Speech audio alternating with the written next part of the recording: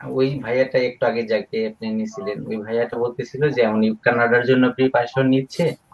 তো মানে কিভাবে আসা যায়, কিভাবে কি। আসলে আমি যদি আমার গল্পটা একটু বলি তাহলে মনে হয় মানুষের অনেক সচেতনতা বাড়বে আমার কাছে মনে হলো আর কি। আমি কানাডায় আসছি 2022 সালের ডিসেম্বর মাসে। তবে এর আগে আমি ঢাকায় একটা চাকরি করতাম।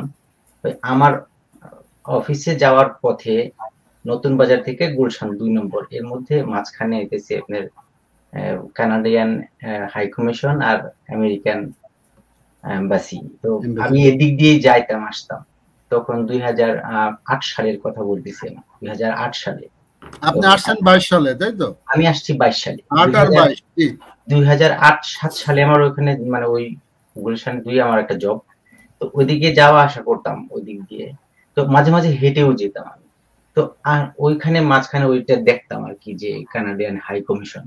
তো কানাডা তখন আরো আগে শুনতাম কানাডা সুন্দর দেশ, কানাডা যাওয়া। তখন আমার ওইখানে একটা স্বপ্ন জাগে যে এই তো কানাডার অফিস। আর সকালবেলা 6টার সময় 5টার সময় দেখতাম মানুষের ভিড় ওইখানে আমেরিকান এম্বাসির ওইখানে। তো রাইট, রাইট। মানে চিন্তা করলাম আমেরিকা তো সবাই যায়, আমার আবার মন থেকে জানি না কেন আমেরিকাকে ওইরকম লাগতো না। 2007-8 সালের কথা বলতেছি। তার পাশেই যখন কানাডা, আমার কানাডা ভাল লাগে। কানাডা শান্তি শান্তি, এই মানে কানাডা শুনলে শান্তি মনে মনে হইতো যে শান্তি একটা দেশ, শান্তি এরকম ফিল হইতো আর কি। তখন আমি ভাবলাম যে একটা আমি, লাল রং, একটা ম্যাপেলের পাতা। হ্যাঁ, হ্যাঁ, কেমন যেন একটা ভেতরে একটা মানে কানাডা মানে শান্তি, এর সাথে একটা রিলেশন মনে হতো। হ্যাঁ, ছোটবেলা তখন থেকে আমার আমরা কানাডা যাওয়ার ব্যানফের পোস্টার গুলো দেখতাম। আমাদের সাথে রোকেয়া পারভিন আপা আছেন, আপনি একটু ওয়েট করেন, আমরা ভাইয়ের কথাটা একটু শুনে নিই। তখন আমি এই কানাডার ইয়ের হাই কমিশনের ভেতরে আগে ছিল, এখন নাই মনে হয়, একটা কাউন্টার ছিল ভিতরে। এইরকম ভিতরে গিয়ে একটা একটা ম্যাডাম বসতেন, এখন নাই। আমি 7-8 সালের কথা বলতেছি আমি যখন ঢুকি না কখনো কানাডিয়ান। আমি গেছি। তা আমার তো চিন্তা যে আমি যাবো কি করে, আমি তো কিছুই জানি না। মানে কানাডা যাবো, যেতে চাই এইটুকু মনে মনে থেকে ওইখানে একটা ওই এরকম একটু ইয়ের মতো আছে, ঢালু একটা সিঁড়ির মতো আছে রাস্তার পাশে আর কি। এদিক দিয়ে ঘুরে একটা কাউন্টার ছিল। ওই কাউন্টারে গিয়ে বললাম, ম্যাডাম আমি তো কানাডা যেতে চাই। উনি বাঙালি ছিলেন, ম্যাডাম বাঙালি ছিলেন। তো আমি বলছি আমি কানাডা যেতে চাই। তখন উনি আমাকে, কানাডা যেতে চান, খুব ভালো কথা। উনি আমাকে নীল রঙের একটা এতটুকু একটা চিরকুট কাগজ বললো যে আপনাকে তো সবকিছু ব্যাখ্যা করা সম্ভব না, এই নীল রঙের একটা চিরকুট আমার কাছে ধরে দিলেন, সেটার মধ্যে একটা লেখা, একটা ওয়েবসাইটের ঠিকানা লেখা। তখন আমি ওটা নিয়ে চলে আসি, আমি তো কিছু বলি না। এরপরে ওটা আমার মানি ব্যাগে রেখে দিই। বাসায় গিয়ে আমার তখন কম্পিউটারও ছিল না। বাসায় গিয়ে মাঝে মাঝে ওই সাইবার ক্যাফে যায় যায় ওইটা আমি ঢুকতাম, এটা কি আসলে দিল আমাকে। 2008 সাল থেকে ওইটা একটু একটু দেখি কোনো কোনো সময়। এরপরে আমি নিজে একটা কম্পিউটার যখন বাসায় কিনলাম তখন আমি ওইটা দেখি। 8 সাল থেকে 2020 সাল পর্যন্ত শুধু আমি ওইটার উপর দেখছি, পড়াশোনা করছি। এইটার উপর যত ধরনের ভিডিও ছিল মানুষের 12 বছর। ইউটিউবে, তারপরে বা আপনার ফেসবুকে এইসব নিয়ে লেখা, দু একটা গ্রুপে জয়েন হওয়া, এই যে 10-12 বছর আমি শুধু এইটা নিয়ে পড়াশোনা করছি, খালি একটু একটু পড়াশোনা করছি।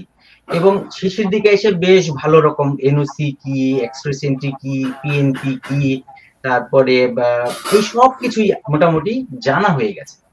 এরপরে আমি ঢাকায় যতগুলো এজেন্সি আছে, ভালো ভালো বলেন ছোট ছোট বলেন, সব এজেন্সিতেই যেতাম। আপনারা কিভাবে নেন, মানে নেওয়ার প্রসেস গুলো কি কি। তা আমার সাথে মিলতো না। ওরা যেভাবে বলতো যে আমি যা দেখছি ওয়েবসাইটে তার ওইভাবে সাথে মিলবে মিলতো না। না। হ্যাঁ, আর কোনোটা আছে ওদের ভালো স্টুডেন্টদের জন্য, কিন্তু আমার বয়স, এক্সপিরিয়েন্স, পড়াশোনা সবকিছু মিলিয়ে আমার একটা ছিল যে আমার অন্য কিছুতে পারবো না আমি, আমার জবে যেতে হবে। একটা জব ম্যানেজ করতে হবে আমাকে। এটা হচ্ছে আমার জন্য একটা ভালো স্ট্রিম। অন্যান্যদের জন্য স্টুডেন্ট হতে পারে বা এক্সপ্রেস এন্ট্রি হতে পারে বা পিএনপি টেনপি হতে পারে। সেক্ষেত্রে আমার জব নিয়ে যেতে পারলে আমার জন্য সেটা উত্তম, এবং এটাই সবচেয়ে সহজ, সবচেয়ে কম খরচ এবং সহজতর। তো এরপরে আমি জবে ট্রাই করতে থাকলাম 2000 21 সালের মাঝামাঝি আমি একটা জব পেয়ে যাই। তো এরপরে 22 সালের ডিসেম্বরে আমি আমার প্রসেস হইতে 9 মাস সময় লাগে। অ্যাপ্লিকেশন করে 9 মাস আমি বসেছিলাম। এরপরে ডিসেম্বরের 12 তারিখে আমি আসলাম। আপনি কি পিএনপি তে আসছেন এই তো? না, আমি শুধু জব বিষয়ে চলে আসছি। ওয়ার্ক পারমিট এখন পিএনপির জন্য ওয়ার্ক পারমিটে চলে আসছি। আচ্ছা আচ্ছা, ওয়ার্ক পারমিটে আসলে আপনি 8 থেকে শুরু করে 22 এ আসলেন, তাই তো? জি জি 22 এ আসলেন তো আপনার হ্যাঁ, এটাই বোঝাতে চাচ্ছিলাম মানুষকে যে ভাই কানাডা যেতে চাই, আমি তো প্রিপারেশন নিচ্ছি, এগুলো বলে আসলে এই যে জিয়া ভাই, আপনি, সাকিব সাহেব, তারপরে আর কাজী হাসান স্যার, এরা বারবার বলতেই থাকে আর মানুষগুলো যেতে চাই বলতেই থাকে। কিন্তু আসলে এটা ছোট্ট একটা বিষয় না। যদি আপনার প্ল্যান থাকে তাহলে এটার উপর আপনাকে সময় দিতে হবে, শ্রম দিতে হবে।